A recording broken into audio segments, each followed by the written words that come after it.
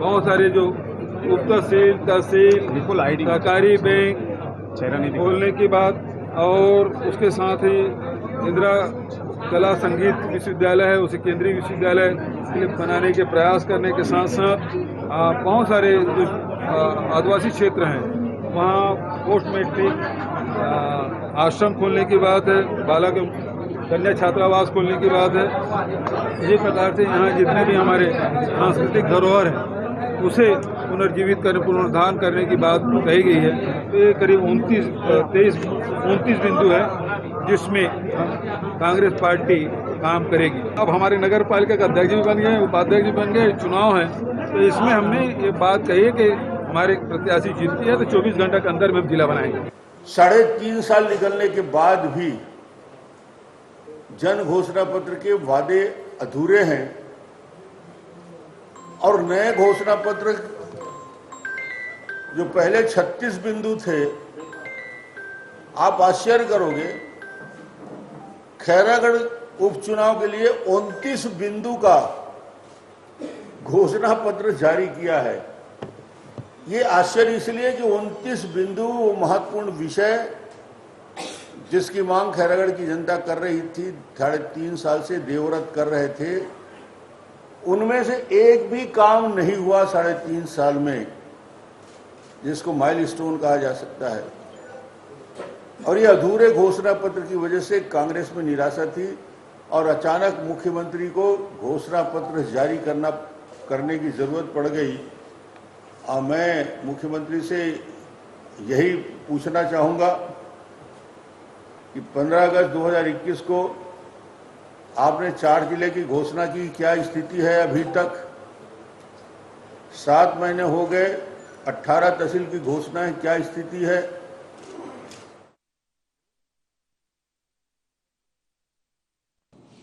तो कुल मिलाकर घोषणाएं और सवाल और जवाब सब चल रहे हैं। छोटा सा एक चुनाव और बड़ी घोषणाएं। रमन सिंह ने कांग्रेस पर आक्रमण किया है कि आम चुनाव में 36 बिंदु थे घोषणा पत्र के और छोटे से खैरागढ़ उपचुनाव में 29 बिंदु। आखिर अब तक बघेल की सरकार क्या रही थी? ये एक बड़ा आक्रमण है, बड़ा सवाल है और इसी पर पूरी चर्चा केंद्रित रहेगी कि आखिर ये जो 29 बिंदु हैं वो चुनाव के समय क्यों याद आए। इसका मतलब कि बहुत सारी महत्वपूर्ण चीज़ें थी जो सरकार नहीं कर पा रही थी या करने से चूक रही थी। इन तमाम बातों पर हम बातचीत करेंगे। हमारे साथ चर्चा में मौजूद रहेंगे कांग्रेस के प्रवक्ता अजय गंगवानी जी, राजनीतिक विश्लेषक डॉक्टर लखन चौधरी और भाजपा के प्रवक्ता मुकेश शर्मा जी। ये तीनों गेस्ट हमारे साथ जुड़ चुके हैं। मैं सबसे पहले शुरुआत करूंगा लखन जी आपसे। दरअसल कांग्रेस बीजेपी अपनी अपनी बात करेंगी, लेकिन एक पत्रकार के नाते इस चुनाव को आप किस ढंग से देख रहे हैं? सरकार की घोषणाएं, कांग्रेस की घोषणाएं, जाहिर है कि कांग्रेस सरकार में है तो वो परिणाम के आते से उस पर अमल भी शुरू कर देगी, लेकिन अभी तक ये क्यों नहीं हो पाया? क्या कोई लापरवाही थी या चुनाव जीतने के लिए सारे प्रपंच रचे जा रहे हैं? आपकी राय लखन जी।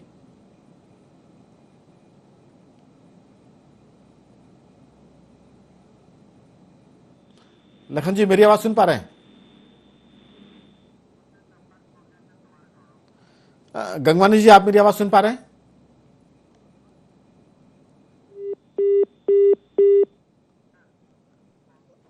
मुकेश जी मेरी आवाज सुन पा रहे हैं आप? लगता है अभी हमारा तीनों साथियों से ऑडियो कनेक्शन नहीं हो पा रहा है, लेकिन आपको बता दें कि भूपेश बघेल की सरकार किसानों और आदिवासियों के साथ साथ गाय और गोबर पर भी काम कर रही है।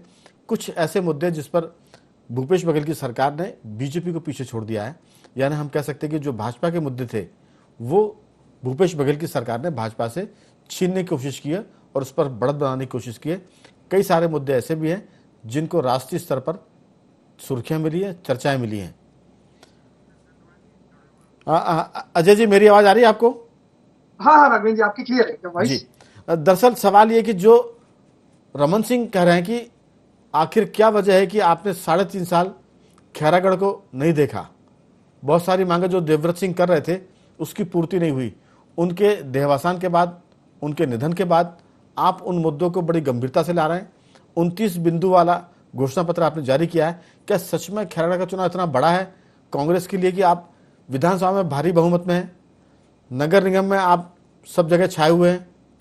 तो ये जो चुनाव है इसके लिए जो 29 बिंदु हैं, इसका मतलब कि कांग्रेस यहाँ बहुत बड़ी चूक कर रही थी अब तक। अगर ये चुनाव नहीं होता तो शायद ये बातें नहीं आ पाती जो अब आ रही हैं। आपकी राय? रामी जी देखिए, हमेशा कांग्रेस ने जो कहा है वो हमेशा किया है। जैसे हमारी सरकार बनी, माननीय भूपेश बघेल जी के नेतृत्व में 2 घंटे के अंदर किसानों की ऋण माफी 9,000 करोड़ की माफी की। तो कहीं ना कहीं हमारे जो घोषणा पत्र का प्रत्येक वादा है वो हमारे कमिटमेंट है, चाहे वो 9,000 करोड़ ऋण की माफी हो, 2,500 रुपए समर्थन मूल्य की बात हो, या 1760 आदिवासी परिवारों की 4200 एकड़ जमीन वापसी की बात हो, आज 246 करोड़ की सिंचाई कर की माफी की बात हो, 375 करोड़ की सिंचाई क्षतिपूर्ति की बात हो। तो लगातार हमने 3.5 साल के कार्यकाल में माननीय भूपेश बघेल जी के नेतृत्व में सारे वादों को पूरा करने का प्रयास किया है। और लगातार, चाहे राजीव गांधी किसान न्याय योजना की बात करूं, आज गोधन न्याय योजना की बात करूं, ग्राम स्वराज योजना की बात करूं, एक ग्राम स्वराज के स्वप्न को लेकर हम लोग राघवेंद्र जी लगातार काम कर रहे हैं और छत्तीसगढ़ मॉडल आज पूरे देश में स्थापित हो चुका है। और कहीं ना कहीं देखिए, खैरागढ़ की जनता की बात करूं, आज हमने एक 29 बिंदु का घोषणा पत्र लागू किया है और जो प्रत्येक घोषणा पत्र का वादा, ये हमारा कमिटमेंट है। और हमारा सबसे जो प्रमुख घोषणा है राघवेंद्र जी, 24 घंटे के अंदर हमारा कांग्रेस प्रत्याशी यशोदा वर्मा जीत दर्ज करती है। 24 घंटे के अंदर हम खैरागढ़, छुईखदान और गंडई को मिला के एक जिला घोषित करने का औपचारिक घोषणा करेंगे। और उसके अलावा सालेवेरा को तहसील बनाने की बात की गई है, झालावाड़ को तहसील बनाने की बात की गई है। जब सालेवारा में स्टेट बैंक ऑफ इंडिया की, झालावाड़ में सहकारी बैंक की, पूर्व विधायक देवव्रत सिंह जी, आपको स्पष्ट कर दूं, वो कांग्रेसी विचारधारा के थे। कुछ परिस्थितिवश हमारी पार्टी से दूर हुए, लेकिन निर्वाही चुनाव में जिस प्रकार जोगी कांग्रेस ने भारतीय जनता पार्टी का खुलकर साथ दिया, वो पूरी तरह क्षुब्ध और दुखी थे और वो कांग्रेस पार्टी में प्रवेश करना चाहते थे, परंतु भगवान की मर्जी कुछ और थी। आज वो हमारे बीच नहीं है। शायद वो होते तो अभी तक वो हमारे कांग्रेस पार्टी ज्वाइन कर लिए होते। और कहीं ना कहीं न केवल देवव्रत सिंह जी, जो उनकी माता जी थी, या पूरा राज परिवार था, लगातार उन्होंने कांग्रेस की परंपराओं को, कांग्रेस के आदर्शों को अपनाया और लगातार कांग्रेस पार्टी का साथ दिया। और उसी की उनको स्मृतियों को देखते हुए हमने अपने घोषणा पत्र में माननीय देवव्रत सिंह जी की आगमन मूर्ति की बात की है। एक प्रमुख चौक की उनके आधार पर, उनके चौक की नाम की स्थापना उनके आधार पर की जाएगी। आज हम 50 बिस्तर के हॉस्पिटल की बात की है, जलपेय सुविधाओं की बात की है, हाईटेक बस स्टैंड की बात की है। तो वहां के खैरागढ़ की जनता के आज जो भी जरूरतें हैं, वहां के हित है, उनकी सारी बातों को सम्मिलित करते हुए, सम्मिश्रण करते हुए एक बहुत शानदार 29 बिंदुओं का एक घोषणा पत्र लागू किया है। और देखिए, कहीं ना कहीं इस घोषणा पत्र के बाद खैरागढ़ की जनता में एक खुशी की लहर है और कहीं ना कहीं यही भारतीय जनता पार्टी की बौखलाहट का सबसे बड़ा कारण है। और पूर्व मुख्यमंत्री रमन सिंह जी जिस प्रकार से ट्वीट कर रहे हैं, ये एक मानसिक दिवालियापन का उदाहरण है। आज इनकी डी पुरंदेश्वरी जी आती है, चाहे वो बस्ता दौरे की बात करूं, कहीं और आती है, किसी प्रकार से कोई महत्व नहीं दिया जा रहा है उनको। अजय जी, क्या ये बातें आपने पिछले विधानसभा चुनाव में, जब देवव्रत जी चुनाव जीते थे, तब भी आपने देवव्रत जी के बारे में इतनी तारीफ की थी, इतनी कांग्रेस के प्रति निष्ठा की बात की थी उनकी? राघवेंद्र जी देखिए, चाहे देवव्रत सिंह जी की बात करूं या पूरे राज परिवार की, आप पूरा इतिहास अगर देखेंगे खैरागढ़ का, लगातार वो कांग्रेस के संपर्क में रहे। किसी परिस्थितिवश, देखिए, एक व्यक्तिगत विचारधारा कभी हो सकते हैं, कुछ परिवर्तन हो किसी लोगों के बहकावे में आके, या कुछ किसी प्रकार से परिस्थिति में मैनेज न कर पाने के कारण उन्होंने जरूर जोगी कांग्रेस में प्रवेश किया। परंतु कहीं ना कहीं जब से जोगी कांग्रेस में प्रवेश किया राघवेंद्र जी, लगातार एक छटपटाहट थी उनके अंदर। वही उनके बयानों में आप देखिएगा, समाचार पत्रों में लगातार जो उनके बयान आते थे, वो दिखता था कि उन्होंने जोगी कांग्रेस ज्वाइन जरूर की थी, पर विचारधारा से, सोच से वो किसी प्रकार से जोगी कांग्रेस से। एक सवाल मेरा आपसे है, आपने कहा कि चुनाव जीतने के बाद हम तुरंत ये घोषणा पर अमल करेंगे 24 घंटे के अंदर, और चुनाव अगर नहीं जीते तो? देखिए, ऐसा कहना भी कुछ जल्दी होगी हमारी। देखिए, हम आज माननीय मुख्यमंत्री, पूरे छत्तीसगढ़ के मुख्यमंत्री हैं, किसी प्रकार से हितों की वो नहीं की जाएगी। एक देखिए, हम एक राजनीतिक दल है। चलिए, मैं आपके पास सवाल छोड़कर जा रहा हूं। 10 सेकंड लूंगा, मैं कंप्लीट करूंगा, आपकी बात का जवाब दे दूंगा। राघवेंद्र जी, राजनीतिक दल को अपनी घोषणाओं को करने का अधिकार है, पूरा लोकतांत्रिक अधिकार है, और उस वादों को पूरा करना हमारा सरकार में रहते हुए एक दायित्व है। तो हम अपने अधिकारों को करते हुए पूरी अच्छी तरह से समझते हैं। राघवेंद्र जी, आप तसल्ली से सोच लें, अभी 10-15 मिनट है बातचीत में, कि अगर आप चुनाव खुदा न खास्ता हार जाते हैं, तब भी जो आपने 29 बिंदु का जो घोषणा पत्र जारी किया है, क्या उस पर आप अमल करेंगे 24 घंटे के भीतर? ये मेरा सवाल है। आप इसका उत्तर बाद में दे सकते हैं। मैं लौट रहा हूं भाजपा के मुकेश जी के पास। मुकेश जी, दरअसल कांग्रेस तो बहुत आगे है, घोषणा पत्र जारी कर दिया है। कांग्रेस चूंकि सरकार में है वो घोषणा पत्र पर अमल भी कर देगी, लेकिन आपने देवव्रत जी के निधन के बाद, चूंकि बीजेपी दूसरे क्रम पर थी चुनाव के वक्त, कांग्रेस तीसरे नंबर पर थी, आप इसे कैसे देखते हैं? क्या ये कांग्रेस का घोषणा पत्र वोट लेने के लिए है या सच में काम करने के लिए? आपकी राय। देखिए, निश्चित रूप से अभी भी कांग्रेस पार्टी तीसरे नंबर पे ही आने वाली है। ये सारा कवायद जो है इसीलिए है, इनको समझ में आ गया है कि वहां पे हम चुनाव हारने वाले हैं, कांग्रेस पार्टी चुनाव हारने वाली है, इसलिए इस प्रकार का घोषणा पत्र। अदरवाइज ये पहले घोषणा पत्र जो जारी किए थे चुनाव के समय में, उन घोषणा पत्र को पूरा कर दिए होते, जनता से किए वादे पूरे कर दिए होते तो इनको जरूरत नहीं पड़ती थी अभी नए और घोषणा पत्र बनाने की। तो कहीं ना कहीं सरकार की स्थिति ठीक नहीं है, सरकार की कथनी और करनी में फर्क दिख रही है। सरकार, अरे सुन लो यार, अरे सरकार कहीं ना कहीं घबराई हुई है, उनको अपना हार सामने दिख रहा है, इसलिए इस प्रकार का घोषणा पत्र ला रहे हैं वो। और चाहे कितना घोषणा पत्र ले आए वो, उनका हार निश्चित है। खैरागढ़ उपचुनाव में कांग्रेस की हार निश्चित है। चलिए, मैं लौटता हूं आपके पास मुकेश जी। हर पार्टी हर चुनाव में यही कहती कि वो जीतने वाली, भले ही वो तीसरे नंबर पर जाए, चाहे जमानत जब्त हो जाए या वो दूसरे क्रम पर आए। पिछले बार भी आपने ये सब कहा होगा जब देवव्रत जी जीते थे कि हम चुनाव जीतने वाले हैं। तो ये हर पार्टी का अपना धर्म जो आप भी निभा रहे हैं और अजय जी भी निभा रहे हैं। मैं आ रहा हूं हमारे राजनीतिक विश्लेषक लखन जी के पास। डॉक्टर लखन जी, बीजेपी कांग्रेस के अपने दावे हैं और नतीजे अपने हिसाब से आएंगे, लेकिन जो 29 सूत्रीय उन्होंने जो घोषणा पत्र जारी किया है, ये छोटे से चुनाव का ये बड़ा घोषणा पत्र क्या मैसेज देता है?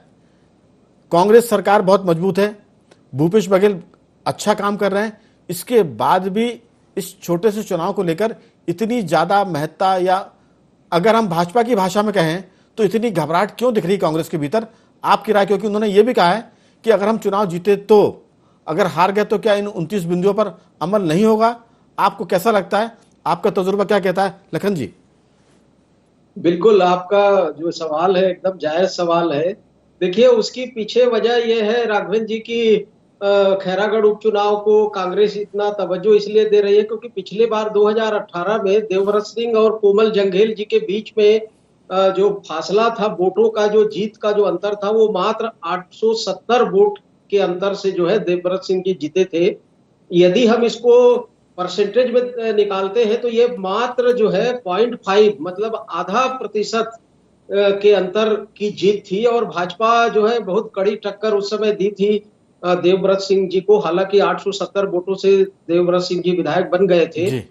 कांग्रेस तीसरे स्थान पर चली गई थी। निश्चित रूप से 19% वोट शेयर जो है कांग्रेस को मिला था और कोमल जंघेल जी को जो वोट शेयर मिला था वो 35.5% मिला था और 36% जो है वोट शेयर देवव्रत सिंह को मिला था। तो कुल मिलाकर देखिए कि इसलिए भाजपा दावे कर रही है कि पिछले बार के चुनाव में भाजपा ने कड़ी टक्कर दी थी, लेकिन देखिए पिछले बार की बात अलग थी। पिछले बार देवव्रत सिंह जी जो है जोगी कांग्रेस की तरफ से चुनाव लड़ रहे थे, इसलिए मुकाबला त्रिकोणीय हो गया था और स्थितियां जो है इस तरह की उत्पन्न हो गई थी और कांग्रेस को हार का सामना करना पड़ा था। लेकिन देखिए इस समय जो स्थितियां हैं प्रदेश में वो 2018 की तुलना में बिल्कुल अलग है, उलट है। ये जरूर बात है कि 29 घोषणा पत्र जो है घोषित करने की बात क्यों आई, तो निश्चित रूप से कि 3.5 साल के कार्यकाल में सारे उपचुनाव कांग्रेस जो है जीती है और ये नहीं चाहती कि इस बार का भी उपचुनाव कांग्रेस हारे। इसलिए उन्होंने जो है जिस तरह से घोषणा पत्र बनाया है और जिला बनाने की भी जो घोषणा की है, मुझे लगता है कि जिला बनाने की घोषणा भी एक जायज और मांग थी वहां की पहले से भी और ये जरूरी भी था। वहां खैरागढ़ को एक जिला बनाना चाहिए। देखिए एशिया का एकमात्र जो है संगीत विश्वविद्यालय वहां कई वर्षों से, कई दशकों से है, तो निश्चित रूप से जिला बनने के लिए खैरागढ़ तो तैयार है और बनाना भी चाहिए। ये अलग बात है कि हार जीत अलग मसला है, लेकिन जिला बनने के लिए उपयुक्त है।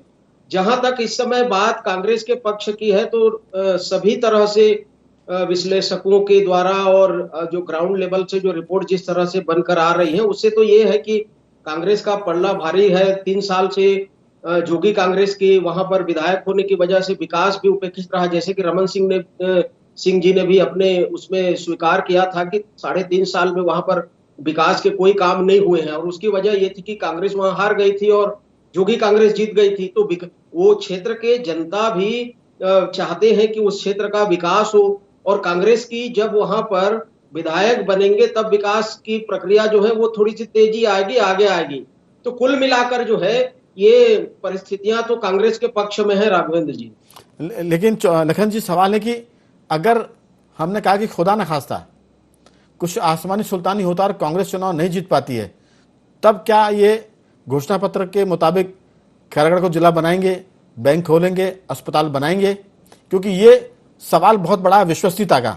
आप जो वादे कर रहे हैं, बिल्कुल देखिए, उसमें 2-3 वादे जो हैं वो जायज वादे हैं। मुझे लगता है कि कांग्रेस उसको गंभीरता से पूरा इसलिए भी करेगी क्योंकि 2023 में अगले साल चुनाव है। तो मान लीजिए अभी उपचुनाव हार भी जाती है तो अगले चुनाव की तैयारी के रूप में करेगी। और जैसे कि पान के रिसर्च सेंटर के लिए इन्होंने कहा है, तो वो एरिया पूरा जो है पान उत्पादक के रूप में जाना जाता है, खेती के। और जिला इसलिए बनाएगी क्योंकि देखिए इन्होंने 36 जिले बनाने की प्रक्रिया के तहत जो है 5 जिले बना चुके हैं और अभी 4 जिले और पेंडिंग है, 32 हो चुके हैं।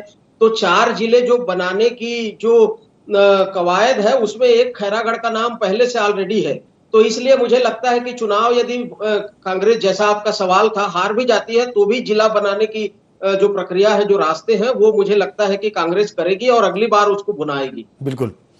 अजय जी, जिस बात को आपने बहुत ताकत से नहीं कहा, लखन जी ने उस पर साफ कर दिया है कि अगर हम एक संभावना, दोनों होती संभावनाएं, अगर हम अगर जीते या हारे, आप अगर जिला बना देंगे तो फिर अगले चुनाव के लिए आपको बेस बन जाएगा कि हमने वादा किया था, हम भले चुनाव हार गए, हमने पूरा किया, जिला बनाया, अस्पताल भी खोला, बैंक भी खोली, पान का जो रिसर्च सेंटर है उसको भी खोला। तो ये सारी बातें कांग्रेस के पक्ष में जाने वाली हैं। चुनाव जीते या हारे, बशर्ते कि आप 29 सूत्रीय घोषणा पत्र पर अमल करें, तब जाकर ये स्थिति बनेगी। लेकिन आप अगर संकोच करेंगे इसको बोलने में तो फिर आपके नंबर घट सकते हैं, ये मेरा मानना है। अब आपकी राय। राघवेंद्र जी, मैं किसी पर संकोच नहीं कर रहा था, मैं अपनी बात रखूं। आपने मुझे मौका दिया कि बीच में लखन चौधरी जी को आपने बोलने का मौका दिया। मैं आपके लोकप्रिय चैनल पे छत्तीसगढ़ की जनता को पूरी तरह स्पष्ट कर दूं कि कांग्रेस पार्टी सिर्फ सत्ता के लोलुपता के वादे नहीं करती है। जनहित के मुद्दे डायरेक्ट, चाहे आदिवासी हो, किसान हो या एक आम जानवर हो, सबकी तरक्की के लिए, उनके हितों के लिए हम कभी पीछे हटने वाले नहीं है। हम चुनाव जीतेंगे तो भी हमारे वादे पूरे करेंगे, और भगवान न करे जैसे आप कह रहे कुछ अनहोनी होती है और हम चुनाव हारते हैं तो भी आपके लोकप्रिय चैनल स्पष्ट कर दूं, खैरागढ़ जिला बनेगा और 100% बनेगा। न केवल जिला बनेगा, आज जो खैरागढ़ की इंदिरा गांधी जो संगीत महाविद्यालय, उसको भी केंद्रीय विद्यालय का दर्जा देने का प्रयास करें। देवराज सिंह जी की मूर्ति का वादा, एक चौक का वादा, जितने भी वादे हैं, चाहे 50 बेड के हॉस्पिटल की बात करूं, चाहे पान के जो रिसर्च सेंटर की बात करूं, आज वन प्रोसेसिंग यूनिट की बात करूं, सारे वादे हम जरूर और जरूर पूरा करेंगे, चाहे हम चुनाव हारे या ना हारे। लेकिन देखिए, पिछले आंकड़े देखेंगे राघवेंद्र जी, अगर दंतेवाड़ा चुनाव की बात करूं 11,331 वोट से, चित्रकूट चुनाव की बात करूं 17,853 वोट से, और ये मरवाई चुनाव की बात करे थे मेरे मित्र प्रवक्ता मुकेश जी, आपको स्पष्ट कर दूं, मरवाई में भी हमारा कांग्रेस का जो प्रत्याशी था वो 3रे नंबर पे था, और वहां पर भारतीय जनता पार्टी, उनकी बी टीम ने खुलकर एक दूसरे की मदद दी। उसके बाद भी 36,000 वोटों से हमारे प्रत्याशी ने जीत दर्ज की। ये बहुत महत्वपूर्ण है और हमें पूरा विश्वास है। सबसे बड़ी चीज देखिए राघवेंद्र जी, हमारी यशोदा वर्मा एक जमीन से जुड़ी कार्यकर्ता और प्रत्याशी है, जो पहले पंच भी रह चुकी है, रानागढ़ जिला पंचायत की सदस्य भी रह चुकी है। सीधा वो प्रत्याशी से सारे वहां की जनता से संपर्क में है, और लगातार माननीय भूपेश बघेल जी के नेतृत्व में 3.5 साल में जो शानदार कार्य किए, उसको लेके हम जनता के बीच जा रहे हैं और शानदार प्रतिसाद मिल रहा है। और देखिए, महत्वपूर्ण अंतर समझना पड़ेगा आपको हमारी भारतीय जनता पार्टी में। इन्होंने 15 साल में हर आदिवासी परिवार को सरकारी नौकरी देने की बात की, नहीं दी। जर्सी गाय देने का वादा किया, नहीं दिया। 2003 में 270 बोनस का वादा किया, नहीं दिया। 2008 में 300 रुपए बोनस का वादा, नहीं दिया। 2013 में 2100 समर्थन मूल्य, 300 बोनस का वादा करने के बाद 1470 रुपए में किसानों से धान खरीदा, 930 रुपए प्रति क्विंटल छूट पहुंचाई। ये वादा खिलाफी इनका चरित्र बन चुका है। न केवल छत्तीसगढ़ की रमन सिंह की 15 साल की सरकार, केंद्र की मोदी सरकार 2022 तक किसानों की आय दोगुनी करने की बात करती रही, नहीं किया। आज 2 करोड़ रोजगार की बात की, 4.5 करोड़ लोग बेरोजगार हो चुके हैं। आज बेरोजगारी दर 7.4% पर चढ़ा चुकी है। 49 वर्ष का बेरोजगारी का रिकॉर्ड तोड़ा। तो ये कहीं ना कहीं भारतीय जनता पार्टी का चाल चरित्र और चेहरा बन चुका है। जबकि मैं अगर कांग्रेस की बात करूं, 36 में से 24 बिंदुओं के वादे पूरे किए हैं और अभी भी जो 29 बिंदुओं का जो वादा है हमारा, वो हमारा एक कमिटमेंट है। चाहे अच्छा, हम जीते चाहे एक हारे, सवाल। घोषणा पत्र का प्रत्येक वादा जरूर पूरा करेंगे। अजय जी, राज परिवार, देवव्रत सिंह जी का परिवार अभी किसके साथ है? आपके साथ है? देखिए, मैंने आपसे बहुत स्पष्ट रूप से कहा कि पूरा राज परिवार मूल रूप से कांग्रेसी विचारधारा से प्रेरित है। लगातार कांग्रेस के सिद्धांतों के अनुरूप हमेशा साथ दिया है और आगे भी हमें पूरा विश्वास है राज परिवार अभी आपके साथ है मदद चुनाव करेगा। में? और स्वर्गीय देवव्रत सिंह जी हमें सहयोग मिल रहा है उनका, राघवेंद्र जी। वहां की जनता और राज परिवार पूरा सहयोग कांग्रेस पार्टी के साथ है। चलिए मुकेश जी, राज परिवार का सहयोग, राज परिवार कांग्रेस के साथ है, सहानुभूति जो है वो भी कांग्रेस के साथ जाएगी। चूंकि कांग्रेस की सरकार है, वादे वो पूरे करने की बात कर रहे हैं, चुनाव हारे या जीते, इसका मतलब कि जनता के बीच में वो भरोसा कायम करने की कोशिश कर रहे हैं। और बीजेपी लगातार हर चुनाव हारी, उपचुनाव, नगरीय निकाय के चुनाव हारी है, तो फिर आपको क्या लगता है कि आप क्यों जीत जाएंगे? राघवेंद्र जी देखिए, कहीं ना कहीं कांग्रेस के प्रवक्ता भाई को अभी भी कॉन्फिडेंस नहीं है कि कांग्रेस वहां से चुनाव जीतने वाली है। इसलिए वो कह रहे हैं कि कांग्रेस चुनाव हारी भी तो कहीं ना कहीं ये तो मेरे सवाल का उत्तर दिया है। पानी का पानी हो ऐसा मुकेश जी, इसलिए भय है, मुकेश जी, ये तो इसलिए मेरे भय सवाल का है उत्तर दिया कि हमको। इन्होंने पहले भी किए हुए वादे को पूरे नहीं किए। क्या शराबबंदी इन्होंने की? पूर्ण शराबबंदी का वादा किसका था? बेरोजगारी भत्ता का वादा किसका था? विधवा पेंशन का वादा किसका था? नगरीय निकाय टैक्स का वादा करने का वादा किसका था? नगरीय निकाय टैक्स का वादा पूरा करने के बजाय नगरीय निकाय टैक्स को बढ़ाए चले जा रहे हैं। इसलिए घबराहट है। इनको समझ में आ गया है कि जनता हमको सही रूप से पहचान गई है। हमारे कहना कुछ है, करना रहता है। यदि शराबबंदी किए नहीं है तो ये फिर क्या करने वाले हैं? खैरागढ़ में कुछ भी करने वाले नहीं है, जनता जान रही है। और कोमल जंगेल जी वहां पे लोकप्रिय नेता है, बहुत कम वोटों से पिछला चुनाव वो हारे थे और निश्चित रूप से अभी वो बहुत बड़े अंतर से चुनाव जीतने वाले हैं। ये समझ में आ गई है कांग्रेस पार्टी को। इसलिए आनंद फानंद में ये इस प्रकार का नया घोषणा पत्र और जनता को भरमाने का प्रयास कर रहे हैं, लेकिन जनता पूरी तरीके से ऊब चुके हैं कांग्रेस के झूठे वादों से। लखन जी, कहीं न कहीं कांग्रेस पार्टी को अब ये भय सता रहा है। लखन जी, इस पर आपकी final reaction. Doctor Lakhan Chaudhary ji, क्या लगता है कि बीजेपी की बात में दम है या कांग्रेस की बात में दम लगता है आपको?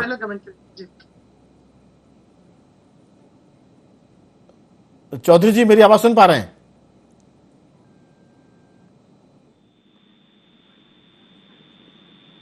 अजय जी, आपकी बातों पर किसी को विश्वास हो ना हो, लेकिन भाजपा को भरोसा नहीं है और इसलिए वो कह रहे हैं कि आप जो घबराहट में घोषणा पत्र लाए हैं वो इसलिए है क्योंकि आपको लगता है कि जनता आपके वादों पर भरोसा नहीं कर रही, क्योंकि आपने बेरोजगारी भत्ता नहीं दिया, आपने शराबबंदी की बात की थी उसको नहीं किया पूरा, और ये एक तरह से। लखन जी, मेरी आवाज सुन पा रहे हैं? चलिए अजय जी, आप इसका उत्तर दे दें। मैं बहुत संक्षेप में। राघवेंद्र जी, बौखलाहट जो है वो पूरे मुख्यमंत्री जी के बयान में दिख रही है और मुकेश शर्मा जी के वक्तव्य में दिख रही है। माफी अजय जी, माफी के साथ एक मिनट के लिए मैं आपको रोक रहा हूं। लखन जी, आपकी इसमें फाइनल टिप्पणी? फाइनल टिप्पणी यही है राघवेंद्र जी की इस समय देखिए प्रदेश में कांग्रेस की लहर है, भूपेश बघेल जी का डंका बज रहा है, जैसे सेंटर में मोदी जी का डंका बज रहा है। इसलिए मुझे लगता है कि ये उपचुनाव भी कांग्रेस जो है जीत जाएगी। भले ही हो सकता है कि जो वोट शेयर है वो अंतर जो है वो कम होगा, जिस तरह से पिछले बार भाजपा बहुत कम अंतर से हारी थी, हो सकता है कि इस बार भी जो है कांग्रेस बहुत कम अंतर से जीते, लेकिन मुझे लगता है कांग्रेस निकाल लेगी। चलिए, तो कुल मिलाकर कांग्रेस की बढ़त दिख रही है क्योंकि उसका लगातार परफॉर्मेंस इलेक्शन में बेहतर हुआ है। चुनाव के वादे भी पूरे करने की बात वो अब कर रहे हैं। 29 बिंदु का जो घोषणा पत्र है ये भी एक तरह से थोड़ा सा कांग्रेस में दम पैदा कर रहा है। तो कुल मिलाकर चुनाव कितने ही वोटों से जीते, लेकिन ऐसा लग रहा है कि पड़ला थोड़ा सा झुका हुआ है कांग्रेस की तरफ। तीनों मेहमानों का बहुत धन्यवाद। लखन जी आपका भी, मुकेश जी आपका भी, और अजय जी आपका भी बहुत बहुत साधुवाद कि आपने चर्चा में हिस्सा लिया। तो गुवाहाटी छत्तीसगढ़ में आज सिर्फ इतना ही। कल किसी और मुद्दे पर आपसे बात करेंगे। तब तक बने रहिए हमारे साथ और देखते रहिए IND24।